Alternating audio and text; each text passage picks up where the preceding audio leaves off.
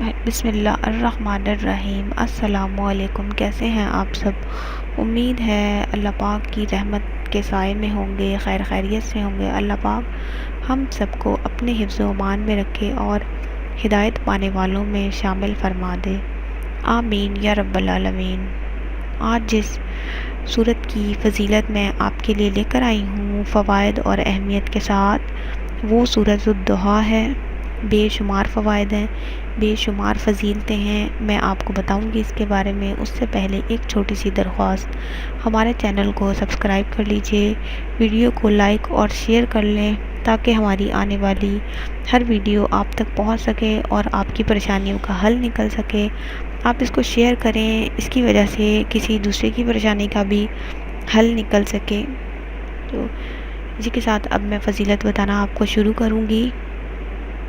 سورۃ الضحیٰ بھاگے ہوئے کو واپس لانے کے لیے بہت اکثیر کا درجہ رکھتی ہے۔ آپ نے اس طرح پڑھنا ہے کہ روزانہ نماز کی کسی بھی وظیفے کے لیے، کسی بھی عمل کے لیے، کسی بھی چیز کی اہمیت کو پانے کے لیے اس کا اسی طریقے سے ادا کرنا ضروری ہے، تبھی اس کی وہ اہمیت ہوگی، وہ فضیلت ہوگی اور وہ فوائد ہوں گے جن فوائد کے لیے آپ وہ عمل کر رہے ہیں۔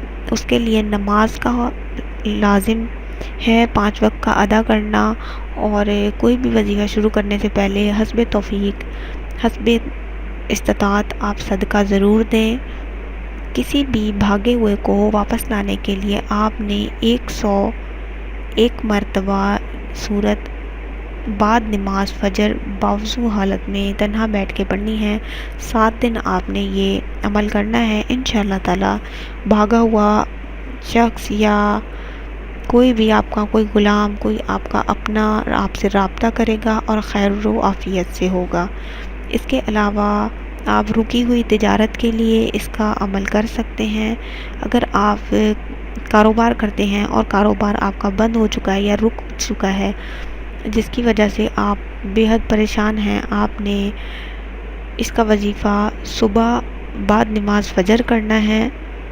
آپ نے 70 مرتبہ اول و آخر 11 مرتبہ درود شریف کے ساتھ سورۃ الضحیٰ پڑھنی ہے۔ انشاءاللہ تعالی رکا ہوا تجارت کا سلسلہ دوبارہ سے شروع ہو جائے گا۔ اور اگر آپ کو بدخوابی کی شکایت ہے یا رات کو نیند نہیں آتی، تو اس کے لیے آپ نے بعد نماز فجر اس کو پڑھنا ہے۔ آپ نے اس کو 11 مرتبہ پڑھنا ہے، اول و آخر 3 مرتبہ درود شریف کے ساتھ۔ انشاءاللہ تعالی بدخوابی کی شکایت جو ہے وہ دور ہو جائے گی۔